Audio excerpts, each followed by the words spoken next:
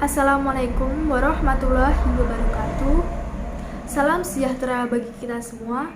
Yang terhormat Ibu Siti Sunaidah, SHIMM, selaku dosen pengampu mata kuliah Lembaga Keuangan Syariah Manajemen Bisnis Syariah 2A, serta teman-temanku yang berbahagia. Baik, perkenalkan, nama saya Rizna Nurmafido dengan NIM 126405 201045. Di sini saya bertugas sebagai moderator dari kelompok 11. Di sini kelompok 11 akan menjelaskan materi mengenai Bank Pembiayaan Rakyat Syariah. Berikut nama-nama anggota kelompok dari kelompok 11. Yang pertama, Nur Adila dengan NIM 201. Yang kedua, Nafira Nuraini Muhibah dengan NIM 040. Yang ketiga, Fadila Zulia Rahmawati dengan NIM 034. Yang terakhir, Abdul Rozak dengan NIM 036. Baik, untuk pemateri dipersilakan menjelaskan mengenai materinya. A. Pengertian Bank Pembiayaan Rakyat Syariah atau BPRS. BPRS adalah salah satu jenis bank syariah yang dalam kegiatannya tidak dapat memberikan jasa lalu lintas pembayaran antar bank yang berbeda.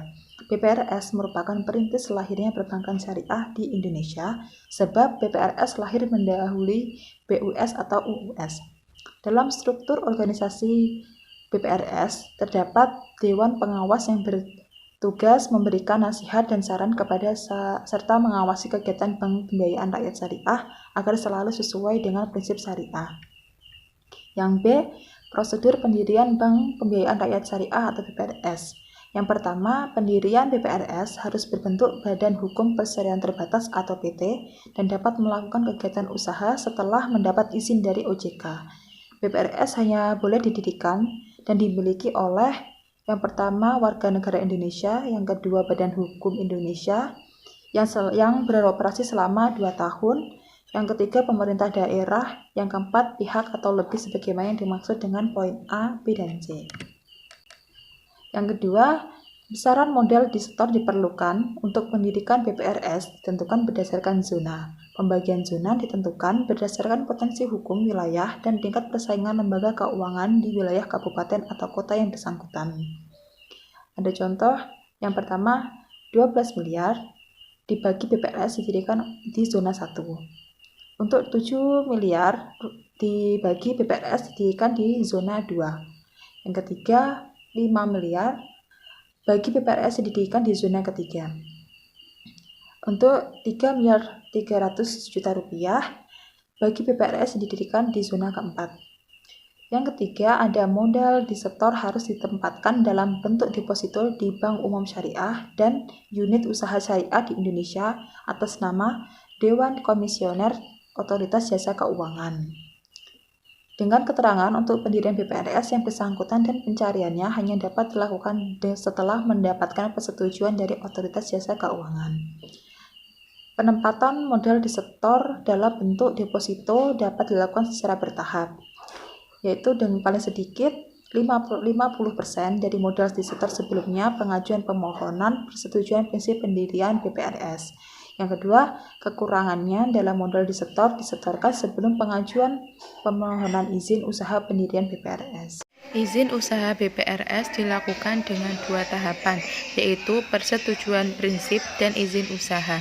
Persetujuan prinsip adalah persetujuan untuk melakukan persiapan pendirian BPRS. Permohonan persetujuan prinsip pendirian BPRS diajukan paling sedikit oleh 1 calon PSP BPRS kepada Dewan Komisioner OJK disertai dengan antara lain 1. Rancangan Akta Pendirian Badan Hukum Persyariahan Terbatas termasuk rancangan anggaran dasar.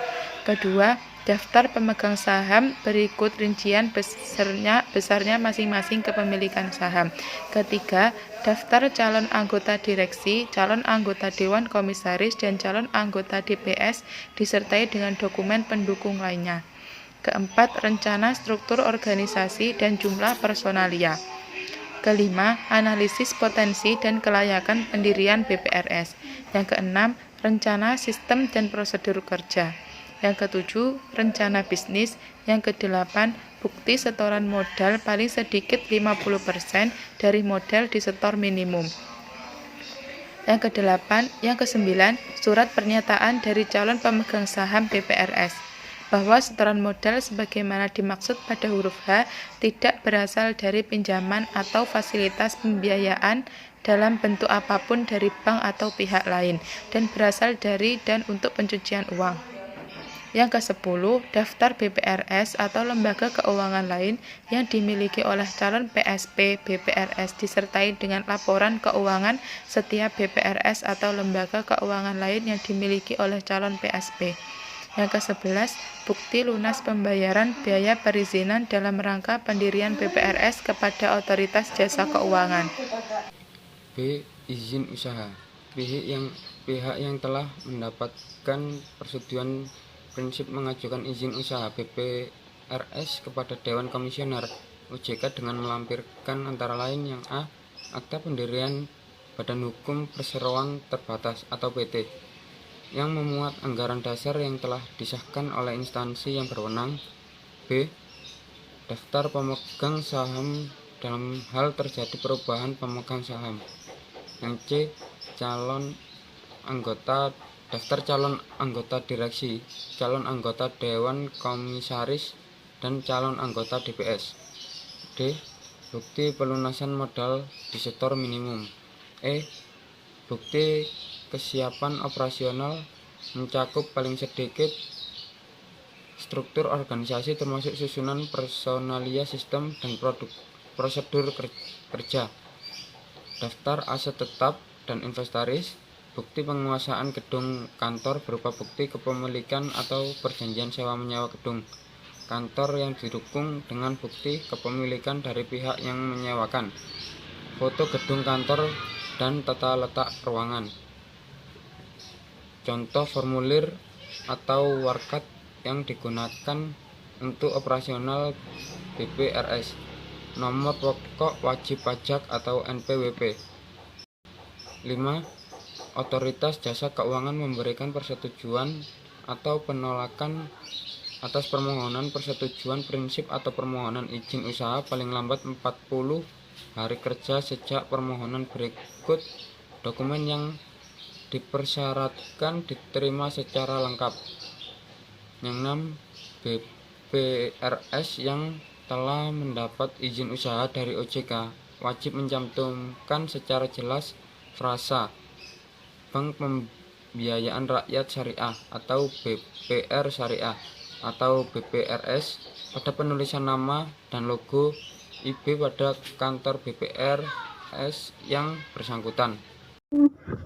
C. Tujuan Bank Pembiayaan Rakyat Syariah atau BPRS. Yang pertama, meningkatkan kesejahteraan ekonomi Islam terutama masyarakat ekonomi yang menengah ke bawah di mana lokasinya ada di pedesaan yang belum terjangkau secara maksimal oleh layanan bank umum. Yang kedua, menambah lapangan kerja terutama di tingkat kecamatan sehingga arus urbanisasi ini bisa dikurangi. 3. Membina ukhuwah Islamiyah melalui kegiatan ekonomi untuk meningkatkan pendapatan per kapita sehingga kualitas hidup akan lebih memadai. D. Kegiatan usaha Bank Pembiayaan Syariah atau BPRS. 1. BPRS menjalankan seluruh kegiatan bank dengan prinsip syariah berdasarkan aturan BI. 2. BPRS menghimpun dana dari masyarakat dan menyalurkan dana kepada masyarakat atau nasabah. 3. BPRS menghimpun dana nasabah ke bank syariah lain dalam berdasarkan semua akad syariah. 4. BPRS memindahkan uang dengan tujuan untuk kepentingan bank sendiri atau untuk kepentingan nasabah melalui rekening BPRS lain yang ada di bank umum syariah atau bank umum konvensional. E. Kendala pengembangan Bank Pembiayaan Syariah atau BPRS. Yang pertama, keterbatasan permodalan, tata kelola, kualitas dan kuantitas sumber daya manusia. Yang kedua, biaya dana mahal yang berdampak pada suku bunga serta produk dan layanan yang belum variatif. Yang ketiga, dari sisi eksternal, tantangan dihadapi adalah persaingan yang semakin meningkat. Baik, itulah penjelasan dari kelompok 11 mengenai Bank Pembiayaan Rakyat Syariah. Kurang lebihnya kami mohon maaf. Wassalamualaikum warahmatullahi wabarakatuh.